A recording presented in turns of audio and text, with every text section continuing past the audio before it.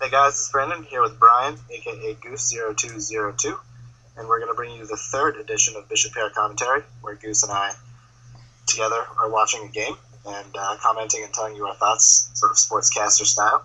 How you doing today, Goose? Doing fine, thanks.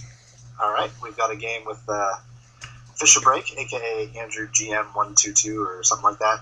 He's got a new account, and TheLegalTrap. So let's see if these guys are ready to go, and we'll get going. All right, King's Pawn opening, e4.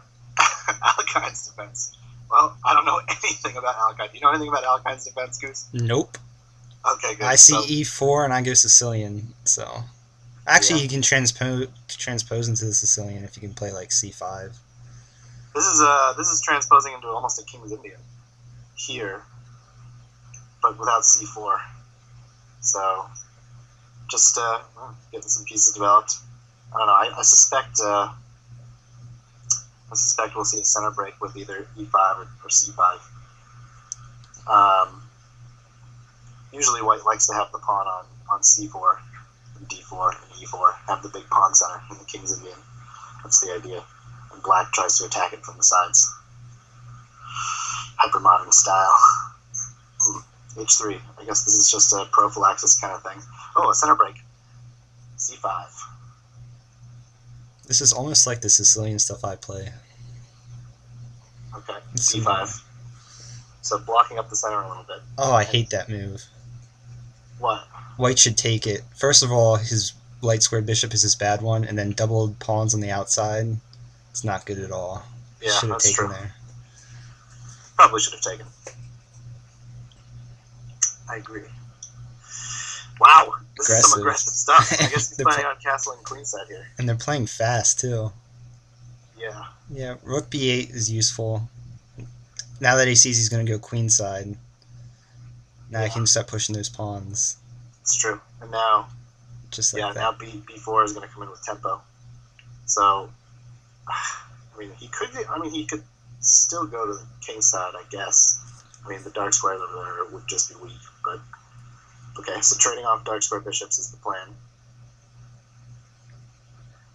Actually, could have taken the knight there anyway because it would have been attacking the queen. But so the knight moves, and he's dropped a pawn.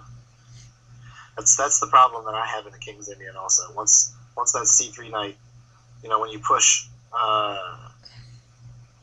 the pawn onto d5, that e4 pawn just sort of becomes weak. Its only defender really is the c4 knight in that sort of configuration. If that knight has to move for some reason, then a knight on f6 is just ready to just come in and munch on e4. But Andrew carries on, giving up pawns and losing. Oh, but no, the knight's protected. Okay, no threat here yet. You should have sacked that h-pawn. That's what I normally do. I usually sack either the g-pawn or h-pawn. Just to get an open file? Yeah. Oh, he's already down 2 pawns. Yeah, because if that pawn h3 wasn't there, his position would be pretty good. In fact, it would be mate. Almost mate. He'd have to move the rook. Yeah, I don't know what the plan is here for White. I mean, he's just down 2 pawns. Oh, okay.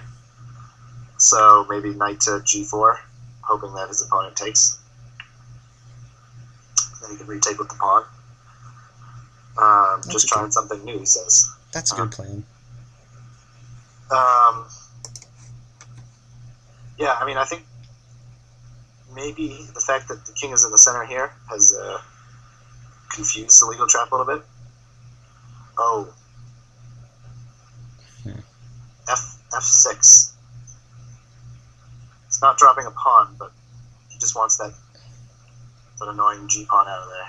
But it does open up a file against the king, which is still in the center. So I like that move, f6. Yeah. He takes the pawn. Also gives an escape square for the king. We both are. Yeah. So he shouldn't recapture. Maybe bishop b5 or something like that. bishop b5. Actually, that's tricky because then... Because I think he wants to put the bishop on e6 if he doesn't recapture. So I guess maybe bishop c8 would be good. Wow. Can black think about a white think about a sack here? No, I don't think so. No. It's too much coverage on f5. That move works too.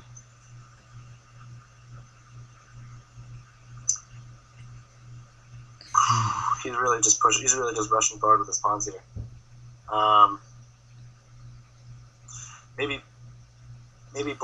Maybe white should consider getting his bishop onto the a2 g8 diagonal. Well, that's one way to do it, but it won't stay there. Just pinning. I would have probably tried to play it to c4, pinning the knight, and trying to take advantage of that exposed diagonal where the king is sitting. Yeah, I mean, Black definitely has some compensation. Oh, black's up. Never mind. I mean, that annoying h pawn. You know, if it wasn't for that h pawn sitting on h3, white would have a pretty good position. But anyway, maybe he's planning on pushing the h pawn forward here now. But he's got to watch out for his king. You know, I kind of feel like even though his king is in the center, the fact that he won all those pawns earlier, is making it a little okay. Well, now he's gonna get a move like b3 in with tempo if he's not careful.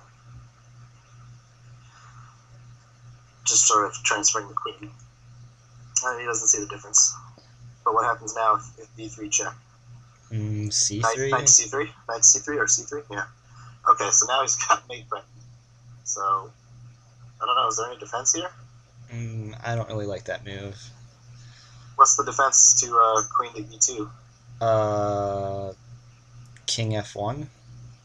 Oh, never mind. No, can't play. Wow. Knight g1.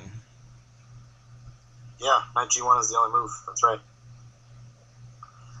So, only one move. Oh, he could play king to d2.